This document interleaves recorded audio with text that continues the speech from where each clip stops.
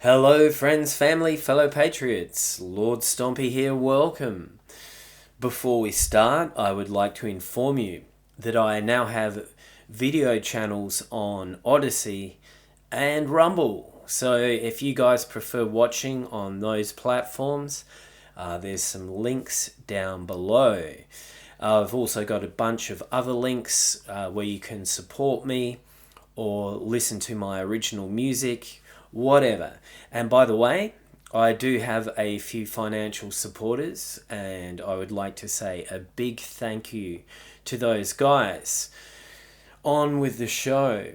So, BitChute, which has been my main video platform for a couple of years now, BitChute never fails to amaze me by the kind of people that trend. There's the amazing atheist. I mean, this guy basically died out on YouTube somewhere in the 2010s. The atheist movement was huge in the early 2000s. They thought they were going to take over the world. And they were the trending guys on YouTube for a very long time. And they were going to destroy all religions and create a perfect technocracy run by liberal atheists, and the world was going to be a better place thanks to these guys. But in the last 10 to 15 years, they've basically disappeared because atheism essentially is a bunch of bullshit. You cannot found a cohesive traditional society on modern atheistic principles. So those guys have been consigned to the outer ranks now, to the lower layers. And one of those layers is BitChute. There's all these people on BitChute that I haven't seen for 10 or 15 years that regularly trend. Another one is Shoe on Head. This kind of slightly conservative Civnat American woman. Nice enough girl, but not somebody I'd bother watching. But here comes the main point of my video today. Trending on BitChute the other day, I saw the formerly great libertarian Jew, Stefan Molyneux, trending here on BitChute. What is it with BitChute? Is this like where all the boomers come to retire? Where all the non-trending YouTube greats that are now fading from their glory years? Is this where we come to do? Is this where I am? In some kind of video retirement gulag or something? I don't know. It is quite funny. Stefan Molyneux, the libertarian Jew.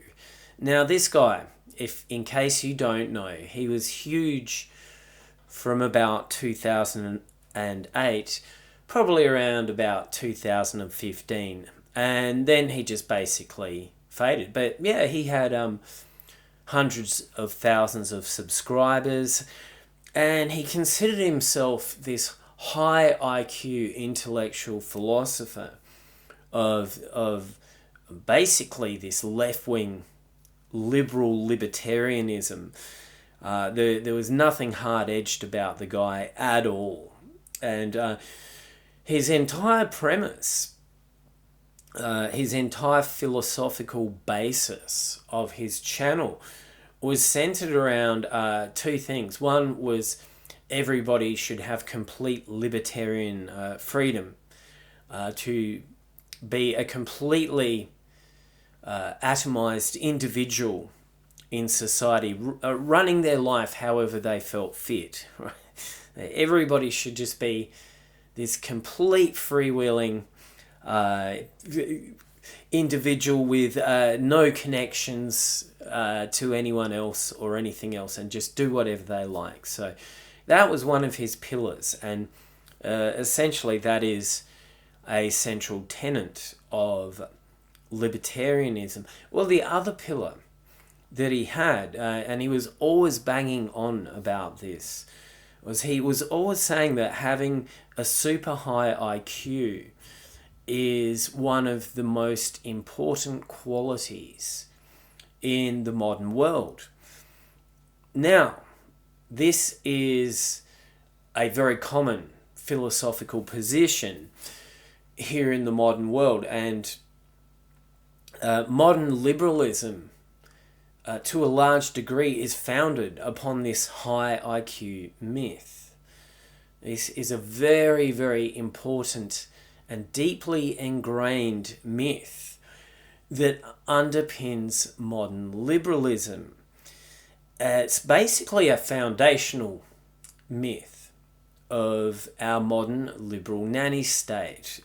The higher IQ you have, the better you're going to do in life, the more opportunities you will have available to yourself, and the more important you will be within the liberal system. You know, you'll be this brainy Einstein genius guy, and you'll be of great use to the liberal system. You can live in the lofty ranks of the technocrats and the technocratic classes and make important key decisions within their think tanks and be a real driver of society and civilization itself. So this is the propaganda that the liberal regime uses to push its high IQ myth. Now, the reality of the high IQ myth is somewhat different. How this high IQ factor plays out in the real world is actually a double-edged sword. So, first of all, the foundational myth of liberalism that teams of technocratic high IQ geniuses, if we have enough of those, eventually all of our problems will be solved. This is a very integral part of the liberal myth. If we have enough super high IQ people just in the right positions of power, making the right decisions, life will continue to get better. It will exponentially improve upon itself, and our system will base it. Our Western liberal society and our systems will continue to improve and get better and better over the time. Now, this hasn't been happening for decades now in the West. So clearly something is wrong. Clearly having all these teams of high IQ technocratic geniuses running Western civilization isn't quite working out how we've been told. And we get to a point with advanced civilizations, and this has happened to very advanced civilizations in the past.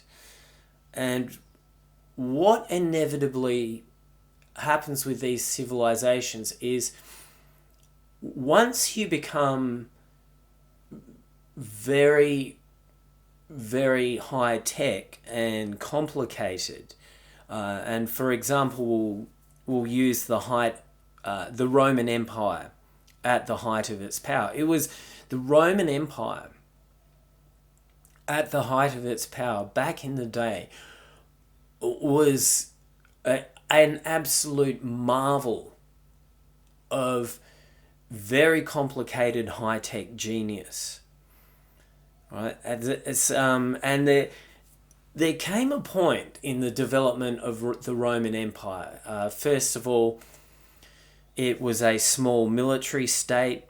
Then it was an expanding, conquering power. So the militaristic aspect of the Romans in the early phases of their development was the most important. It was the most important glue holding their civilization together. Then once they'd established an empire, essentially the age of commerce and trading and making life more comfortable and making life better for the individual citizens, this era kicked in. And once you have an established empire and you're able to focus on improving life, this is where your clever thinkers start to gain a lot more importance in your hierarchy. When you have a simpler city-state, just basic food production and building basic structures and military defense are the primary things that drive your civilization. But once you've established an empire, you have a lot of resources, you have a lot of manpower at your command, and you can start to use your resources and your manpower to make life better for yourself and your fellow citizens. So the Western people, the European people, we have been in the advanced stage of civilization for centuries now, for very, very many generations. And what this means is for centuries here in the West, more and more effort has been put into creating high IQ people who are essentially, their only function in society is to improve society and make it more comfortable, make it better, maybe create better medicines, maybe create faster jet planes, better transport essentially, as well as better working conditions, more luxuries for your home life. So for centuries, we've had these teams of thinkers rising to the top levels of our civilization. And there comes a point in all advanced civilizations where these high echelon, high IQ genius class people, these essentially the intellectual classes, they start to run away with themselves and they start to get intoxicated with their position in society and their success.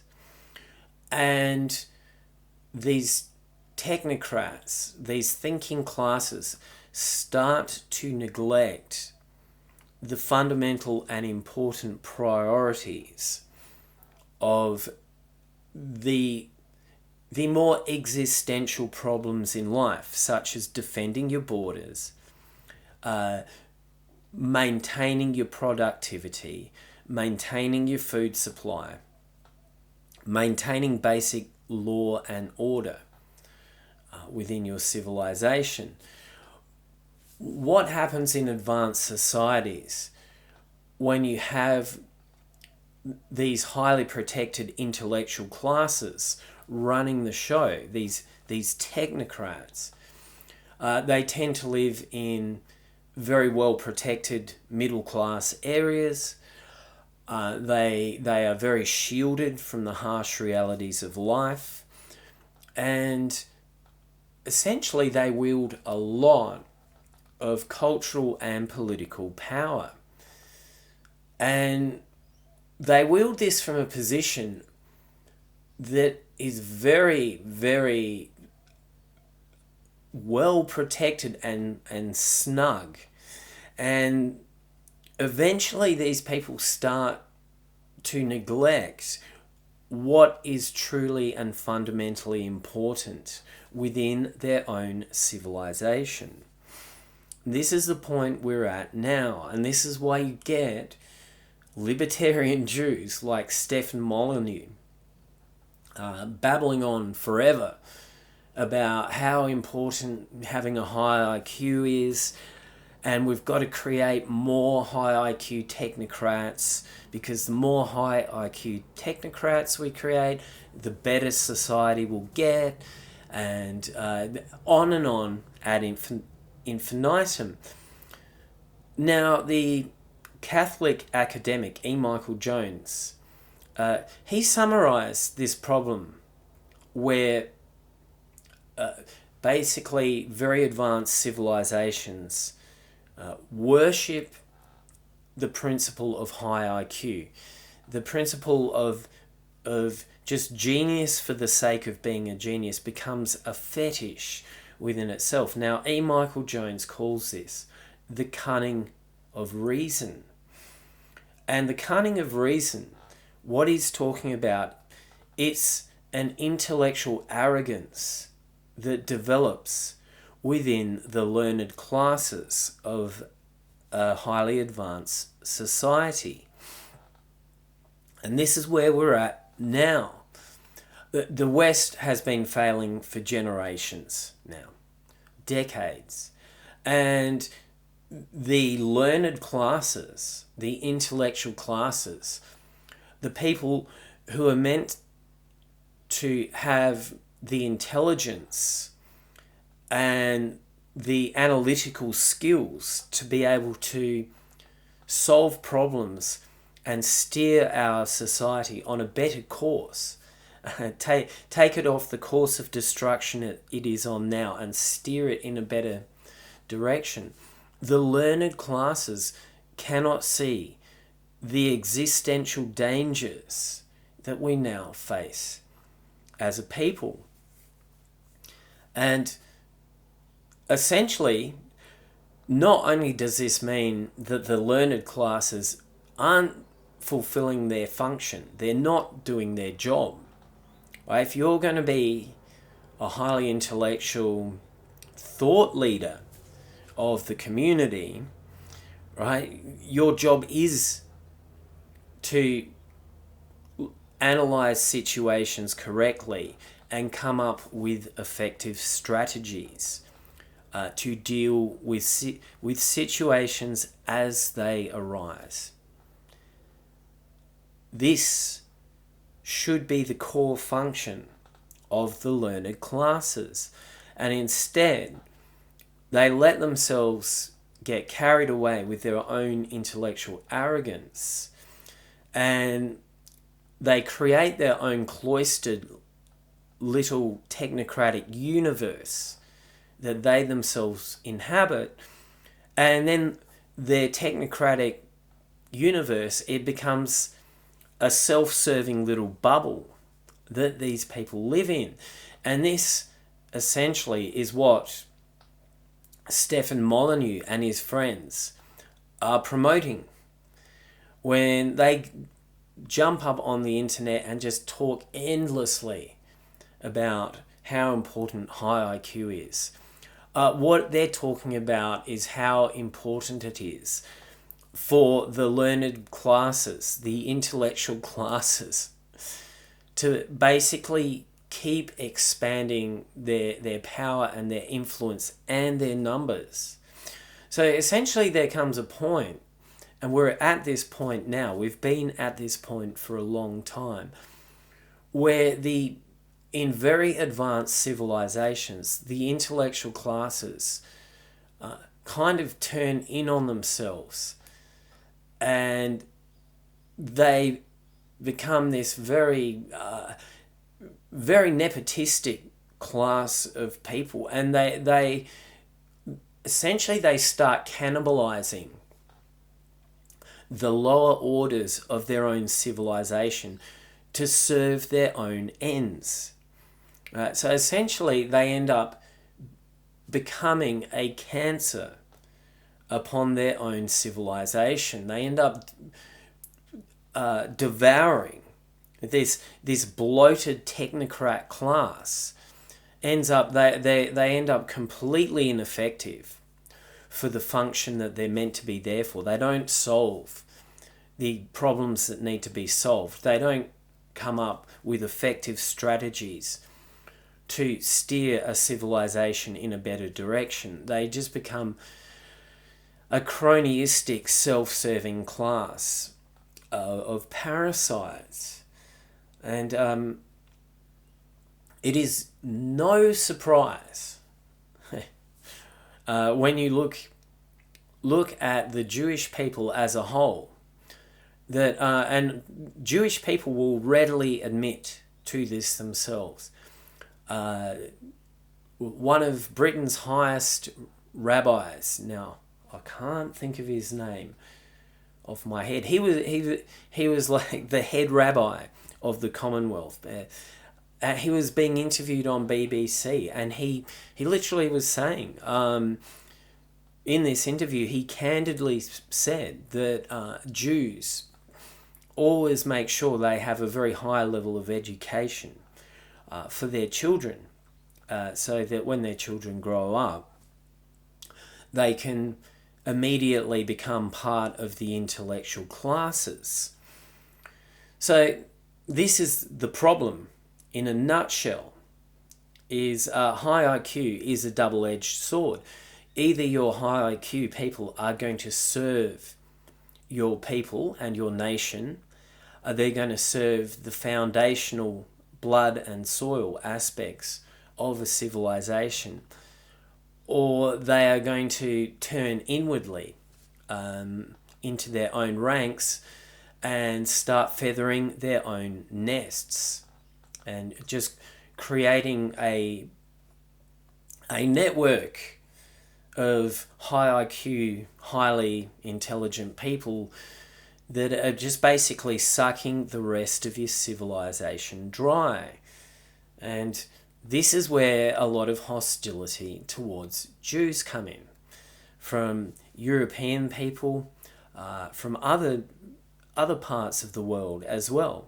The same accusation has been leveled at Jews from the Muslim world, was that Jews tended to be very, very, very good at being smart within intellectual systems, and then using the intellectual systems, which are the higher functioning systems in an advanced society.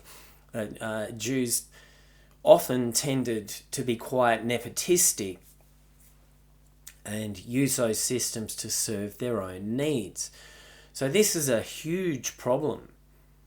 And the whole liberal myth that just the higher IQ you are and the more high IQ people we have, it's just inherently good within itself is completely false, because it depends on how those high IQ people serve the society which they live in. And that is the double-edged sword of the high IQ myth. So I'd like to say thanks to Stefan Molyneux for putting up that video and reminding me of the high IQ myth. So I'll catch you guys later. Deus Volt.